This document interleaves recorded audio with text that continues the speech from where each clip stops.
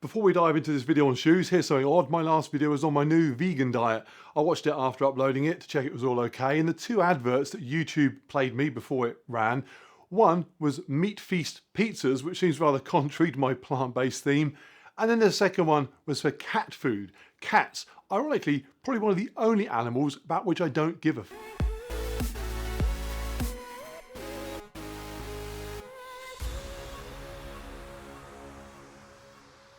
This is a quick one, but hopefully of interest still. Last weekend I ran a 20-mile race through the Welsh mountains. Since then I've had a few people asking me in YouTube comments and on Instagram and Facebook whether my choice to wear minimalist, like these, super lightweight running shoes with very little cushioning contributed towards the problems I encountered towards the end of that race, with my legs pretty much just getting worn out.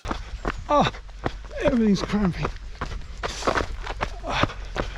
The short answer is no, but it's a really good question, deserves a slightly more comprehensive answer, hence this video, which will hopefully also be useful for anybody, especially those who might be a bit heavier than normal, thinking about using shoes like these. So this is kind of in two parts. The first part is why I use these shoes and all the benefits that I get from them despite my weight.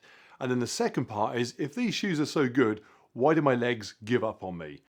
So I started running in my 30s when I was very heavy, over 100 pounds more than I weigh now. I say running, I used to run to one lamppost, walk the next 2 lampposts, then run 1 lamppost, then walk 3 lampposts and then repeat. I say repeat, I was passing out after 10 minutes. My general fitness wasn't a problem because I just assumed it would improve, and it did. What was a problem though was pain. I had shin splints, Achilles pain, sore hips, sore knees, the lot. Lots of people suggested paying for a gait analysis to analyse my stride, and then one person suggested I read Born to Run, which was cheaper, so I bought the book. And it changed my life literally. Basically the book said we don't need supportive shoes with air pockets and stuff. That's all marketing nonsense, and we should be able to run around the way we did for thousands of years with minimal, if any, support at all. I went out, I bought my very first pair of Vibram 5 fingers, I read up on barefoot running technique, and almost overnight my pain disappeared. Actually, my unconstructive pain disappeared and was replaced by constructive pain, by which I mean ankle, hip, knee joints, things like that, feeling inflamed and sore, which is of no value. That switched to calf soreness, muscle soreness, nothing more than a reflection of how much work I was asking my legs to do. If you lift weights, you'll know post-exercise muscle soreness, not injury soreness, is a normal part of the process of improvement. It's constructive. Don't get me wrong, that calf pain was something else. I couldn't get upstairs for weeks, but I knew it was a sign of a good change happening. And after a few months, I was lighter, I was faster, I was running further. In fact, I can still remember the first time I did 2K non-stop, didn't even look at a lamppost, and pain-free.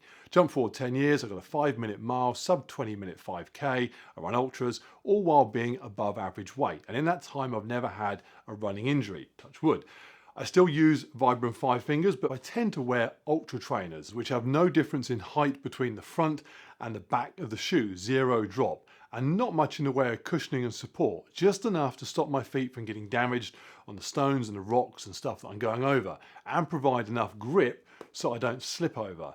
Now, why did switching to that type of shoe help me and still help me now? So the theory is that running and landing on your midfoot as opposed to your heel is more natural. It allows your foot and calf muscle to act as your own shock absorber as they control your heel, following down after the midfoot and hitting the floor, as opposed to hoping a little ball of plastic with an air bubble in it will do that if you just land on your heel in a regular shoe. The theory goes that that's a modern solution to a problem that really wasn't there before, and it isn't enough, and the shock of running like that will cause all sorts of issues, as it did for me. You know, we look at running as this kind of alien, foreign thing, you know, this punishment you gotta do because you ate pizza the night before. But maybe it's something different. Maybe we're the ones who have taken this natural advantage we had and we spoiled it. We try to cash in on it, right? We try to can it and package it and make it better and sell it to people. And what happened was we started creating these fancy cushion things which can make running better called running shoes. The reason I get personally pissed off about running shoes is because I bought a million of them and I kept getting hurt. Now you could run the right way in a regular shoe, but the shoe does not encourage it. Having your heel not touch down first when there's a big chunky part of the shoe beneath that part of your foot is actually quite hard. You're trying to run as nature intended, but restricted by something that nature had nothing to do with at all. Now, once you no longer need air sacs and squidgy heels and stuff, the shoe can get much lighter and a lot more minimalist, which in turn makes your foot work more to keep you stable. and become stronger, and a stronger foot is a better foot. Before you know it, you can run across a mountain with very little on your feet. And it's there that I find the most benefits. With a minimal shoe, you're very close to the ground. You feel every undulation and bump and dip. You can react instantly to your foot slipping and rolling because there's nothing cushioning you from that sensation. For me, rolling an ankle in a squishy shoe, which I've done many times playing basketball when I was younger, is easy. Once the signal from your foot that you've rolled too far gets to your brain, it's game over. Now, when I run off-road in these, I roll my ankle often, but it never rolls too far because instantly, because I'm, if you like, at one with the surface, I can correct that and run on without breaking stride. That process of correcting instability is also just helped by having developed strong feet that are able to operate close to the ground in these shoes. So bottom line, irrespective of my weight and distance I run, my body is perfectly able to jog along in minimalist shoes. In fact, better able to do it than before. The very notion that because of my weight, I might need more cushioning. If that were right, how much more cushioning? Another 2 millimeters, 3 millimeters? I weigh 230 pounds. Do I want to rely on a few millimeters of foam to deal with that?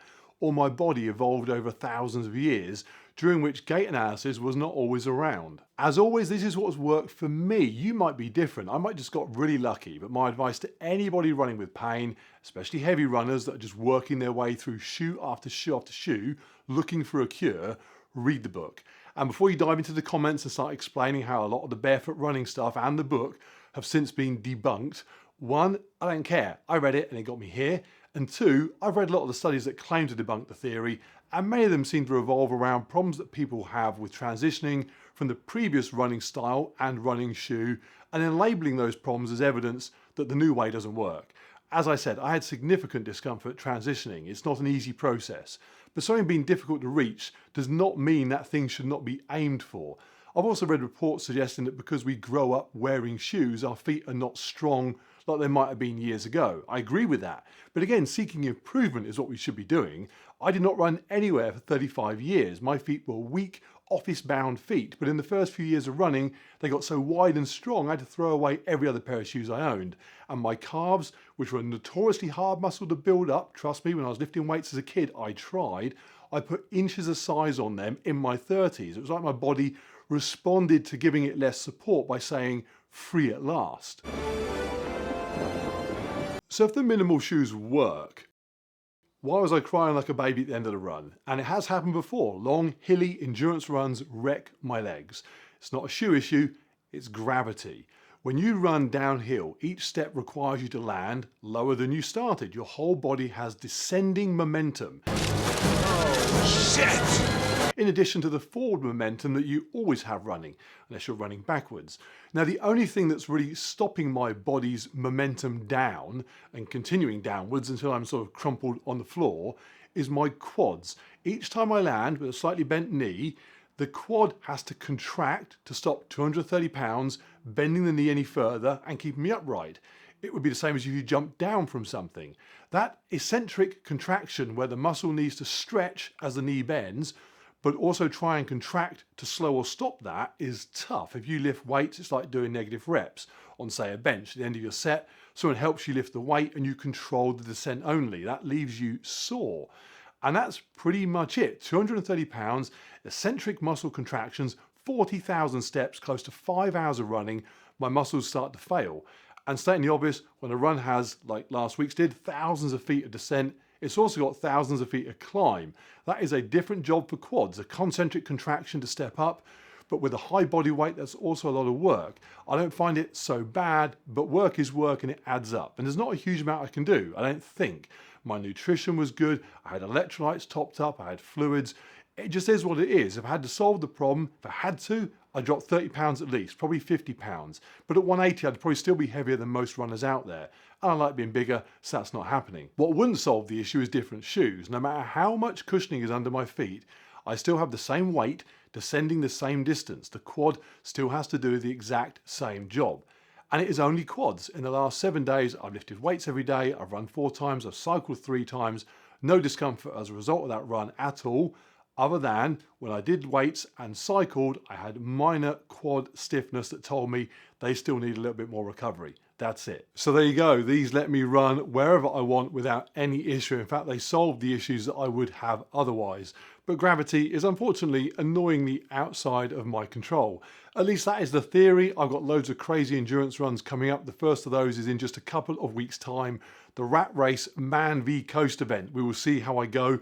One thing is for sure, the shoes are going to get wet. Any questions, comments, advice even, stick them down below and give the video a like and subscribe. Makes me feel warm inside when I see those numbers going up. And if you're thinking, did you not look very weird years ago, 330 pounds running in these things? Yes, very, but I looked an awful lot more weird counting lampposts and gasping for breath. So swings and roundabouts.